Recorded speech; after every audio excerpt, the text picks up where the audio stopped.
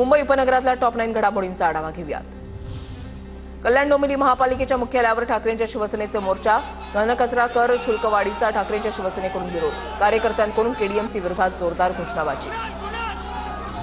मुंबईतील जेजे रुग्णालयामधील वसतिगृहामध्ये एमबीबीएसच्या विद्यार्थ्यांची आत्महत्या, घरातील आर्थिक अडचणी आणि अभ्यासाच्या तणावातून टोकाचं पाऊल उचलल्याची माहिती।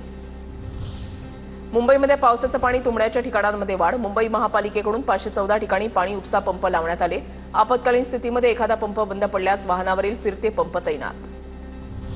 वेळेआधीच धडकलेल्या पावसामुळे मुंबईतील पावसाळापूर्व कामं रखडली, लवकरात लवकर काम करण्याच्या सूचना, रस्त्याची चाळण झालेली दिसल्यास कडक कारवाईचा महापालिका आयुक्तांचा इशारा।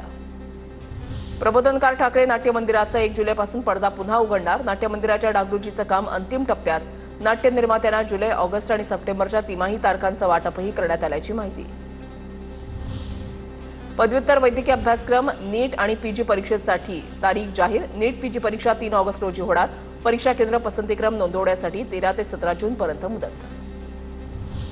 पदवी प्रवेशपूर्व नाव नोंदणीसाठी आज शेवटची संधी, विद्यार्थ्यांना दुपारी 1 वाजेपर्यंत अधिकृत संकेतस्थळावर नाव नोंदणी करण्याची शेवटची संधी असणार। मुंबईतील रेल्वे परिसरामध्ये 2 दिवसांमध्ये 46 मोबाईल चोरीला, गर्दीच्या वेळेला ट्रेनमध्ये चढताना सर्वाधिक मोबाईलची चोरी, मध्य रेल्वेच्या विविध रेल्वे स्थानकांमध्ये मोबाईल चोरीच्या 46 घटनांची नोंद।